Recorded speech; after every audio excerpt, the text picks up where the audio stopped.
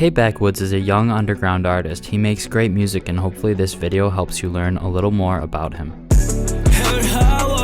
Look where we started, fought through the city of lost souls, traded misery for your soul, too many die young, don't grow old. Kbackwood was born in Anchorage, Alaska, but only lived there a year before moving around a bit. He moved to Denver, Arizona, then finally a small town outside of Philadelphia called Doylestown.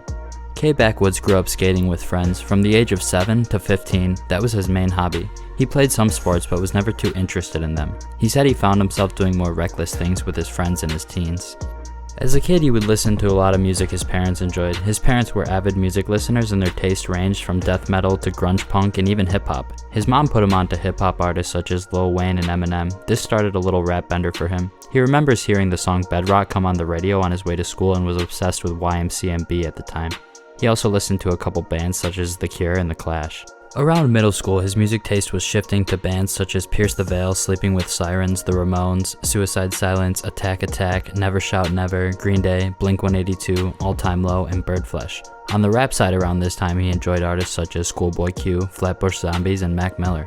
In high school, he had mostly the same music taste but opened up to some hip-hop artists such as Kanye, Travis Scott, Meek Mill, Lil Uzi, Juice WRLD, XXX, and Playboi Carti. He said in 2015, when he was 16, his mom actually tried taking him to a little peep show, but he wasn't hip to that at the time. Kbackwood's father passed away when he was only 15 years old. From his freshman year to junior year in high school, he was homeless and was just staying at friends' houses because his mom didn't have a place of her own. At the beginning of senior year, he dropped out to pursue music full-time. Kbackwood played violin as a kid but never had any intention of getting into music. It wasn't until after his father passed away that music had re-entered his life.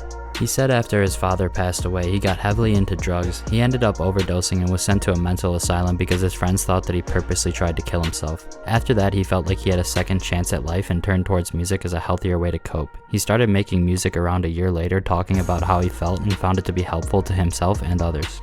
The first song he ever felt he was kind of finding his own voice was on the song titled MMXIX. He said this song was a boom bap type rap song and he didn't actually fully find his voice until recently this year when he let punk and indie tones come into his music. He said he found his own unique style by experimenting with anything and everything he could.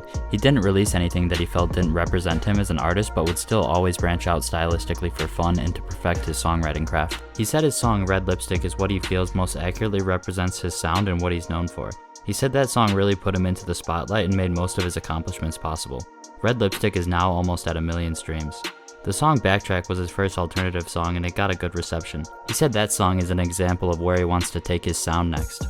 Another song that was pivotal in his career and sound is the song titled 17 Forever. At first when he was making music, he would just freestyle with his friends, and that translates to how he makes music today because he never writes lyrics, he just freestyles bar for bar. He started recording on GarageBand without even having a mic. Since then he's upgraded his equipment and went through a few different DAWs. Today he records on FL Studio and he loves it.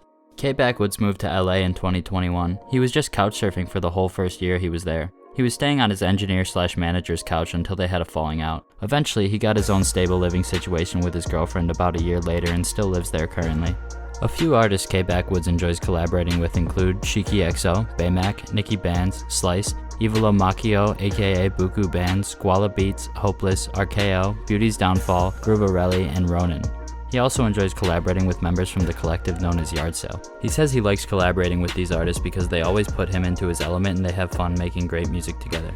Recently, his debut 17-track album titled Heaven Sent just dropped with a 21-track deluxe edition. He's super happy with the project, so go stream it if you haven't already. Currently, Kbackwood is working on starting a group with artists such as RKO, Roach Spliff, and others. He hopes to bring grunge and punk into more of a mainstream light with his next project. He also has a rave project and a dark wave/indie rock project on the way. He does like his old songs with guitar roots, 808s, and trap drums, but wants to move away from the 808s and trap drums going forward. He's a great artist and I hope to see him continue succeeding. Well, that's all for this video. Big shout out to Hopeless for the edit, and please subscribe for more mini documentaries on various underground artists.